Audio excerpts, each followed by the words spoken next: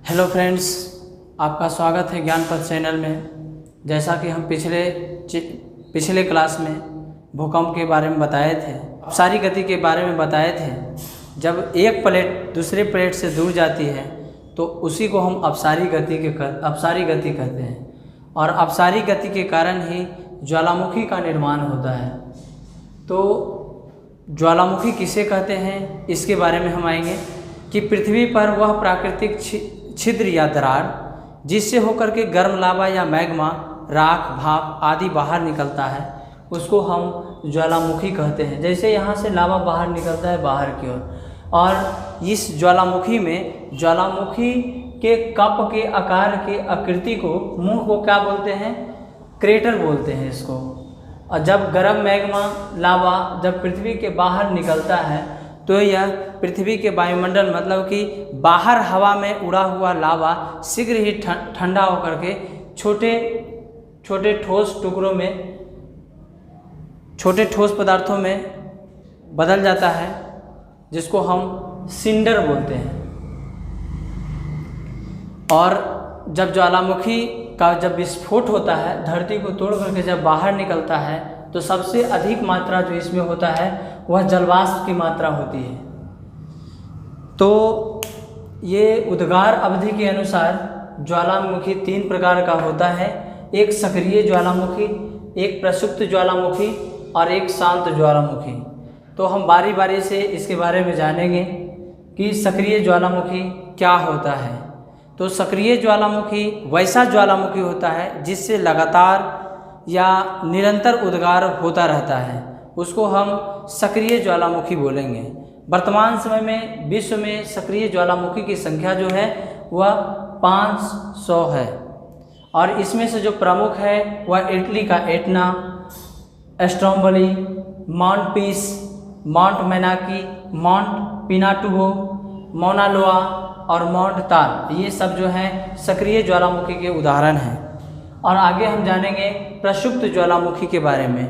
तो प्रसुप्त ज्वालामुखी जो होता है वह निकट अतीत में उद्गार नहीं हुआ, लेकिन कभी भी उद्गार हो सकता है, उसको हम प्रसुप्त ज्वालामुखी कहेंगे। और प्रसुप्त ज्वालामुखी में कुछ उदाहरण इसका दिया गया है ज्वालामुखी का, जो कि वेसुवियस, फ्यूजियामा, मेयन और क्राकाटोवा, ये सब ज्वालामुखी जो है वह प्रसुप्त ज्वालामुखी के उदाहरण हैं। और तीसरा शांत ज्वालामुखी या मृत ज्वालामुखी, जिसको हम दूसरी भाषा ऐसे कह सकते हैं कि वैसा ज्वालामुखी जिससे लावा निकलता था, लेकिन अब उद्गार होने की, अब लावा नहीं निकल सकता है, अर्थात मृत हो गया, उसको हम शांत ज्वालामुखी या मृत ज्वालामुखी बोलेंगे।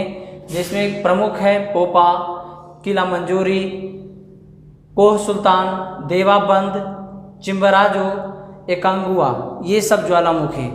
तो हम जानते हैं कि प्रशांत महासागर के परिमेखला को अग्नि वलय भी बोलते हैं, फायर रिंग्स ऑफ पैसिफिक, जिसमें हम जानते हैं कि ये वाला भाग जो है एशिया पड़ता है, और यहाँ ऑस्ट्रेलिया महादेश है, और यहाँ उत्तरी अमेरिका है, और यहाँ दक्षिणी अमेरिका है। इस तरह से जो भूकंप की पेटियाँ वाला जो क्षेत्र है, यहाँ पर हम कह सकते हैं कि कुल सक्रिय ज्वालामुखी का अधिकांश भाग जो है वह प्रशांत महासागर के तटीय भागों में पाया जाता है। ये एशिया, ऑस्ट्रेलिया महादेश, उत्तरी अमेरिका और दक्षिणी अमेरिका। इसी अग्नि वलय को क्या बोलते हैं, फायर रिंग ऑफ पैसिफिक भी बोलते हैं। और सबसे अधिक सक्रिय ज्वालामुखी अमेरिका एवं एशिया महादेशों के तटों पर पाया जाता है, और ऑस्ट्रेलिया महादेश में एक भी ज्वालामुखी नहीं पाया जाता है। और दूसरा आएंगे हम ग्लेशियर के बारे में जानेंगे कि ग्लेशियर क्या होता है।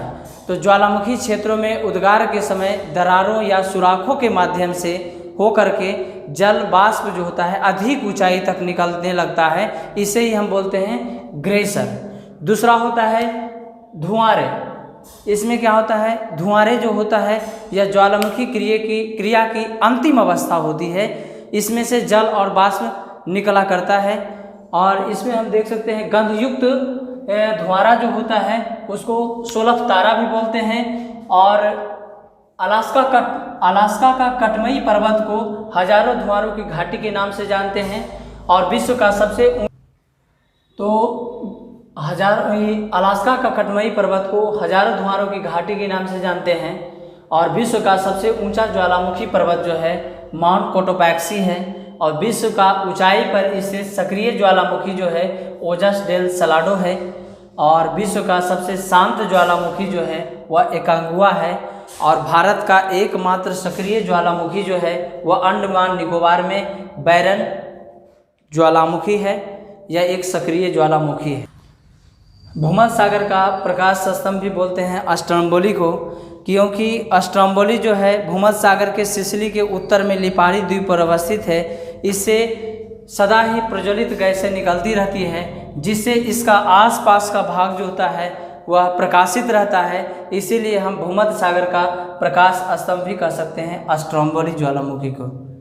इस तरह से गाइस हमने ज्वालामुखी के बारे में बताया। अगर ये वीडियो आपको अच्छा लगा तो आप लाइक करें, सब्सक्राइब करें और दूसरे लोगों को शेयर करें। Thank you watching for this video. Thank you.